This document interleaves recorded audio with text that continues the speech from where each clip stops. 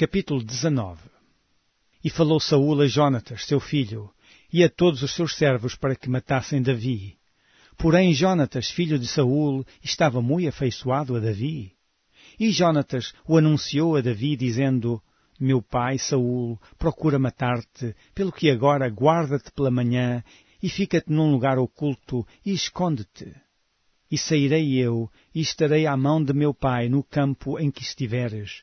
E eu falarei de ti a meu pai, e verei o que houver, e tu anunciarei. Então Jonatas falou bem de Davi a Saúl seu pai, e disse-lhe: Não peque o rei contra seu servo Davi, porque ele não pecou contra ti, e porque os seus feitos te são muito bons. Porque pôs a sua alma na mão, e feriu aos filisteus, e fez o Senhor um grande livramento a todo Israel. Tu mesmo viste e te alegraste. Porque, pois, pecarias contra sangue inocente, matando Davi sem causa?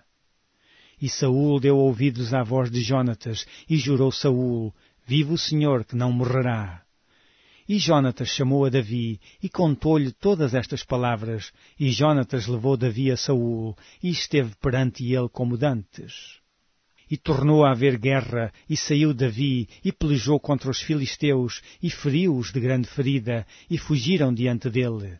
Porém o espírito mau da parte do Senhor se tornou sobre Saúl, estando ele assentado em sua casa, e tendo na mão a sua lança, e tangendo Davi com a mão o instrumento de música. E procurava Saúl encravar a Davi na parede, porém ele se desviou de diante de Saúl, o qual feriu com a lança a parede. Então fugiu Davi e escapou naquela mesma noite.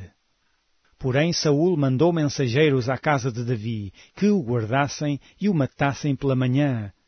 Do que Mical, sua mulher, avisou a Davi, dizendo: Se não salvares a tua vida esta noite, amanhã te matarão. Então Mical desceu a Davi por uma janela, e ele se foi, e fugiu, e escapou.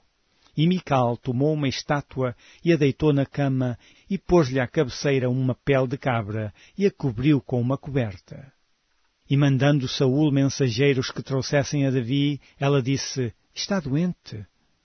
Então Saúl mandou mensageiros que vissem Davi, dizendo: Trazei-mo mesmo na cama, para que o mate. Vindo, pois, os mensageiros, eis que estava a estátua na cama, e a pele de cabra à sua cabeceira. Então disse Saúl a Mical: Por que assim me enganaste, e deixaste ir e escapar o meu inimigo? E disse Mical a Saúl: Porque ele me disse: Deixa-me ir, porque hei de eu matar-te. Assim Davi fugiu e escapou, e veio a Samuel, a Ramá, e lhe participou tudo quanto Saúl lhe fizera.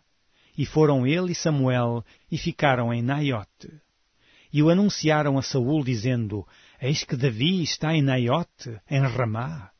Então enviou Saúl mensageiros para trazerem a Davi, os quais viram uma congregação de profetas profetizando, onde estava Samuel que presidia sobre eles, e o Espírito de Deus veio sobre os mensageiros de Saúl, e também eles profetizaram.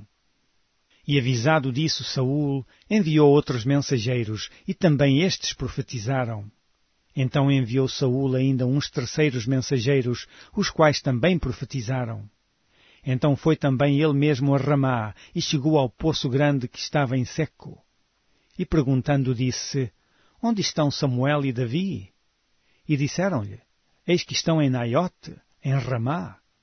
Então foi para Naiote, em Ramá, e o mesmo Espírito de Deus veio sobre ele, e ia profetizando, até chegar a Naiote, em Ramá. E ele também despiu as suas vestes, e ele também profetizou diante de Samuel, e esteve nu por terra todo aquele dia e toda aquela noite, pelo que se diz: Está também Saúl entre os profetas?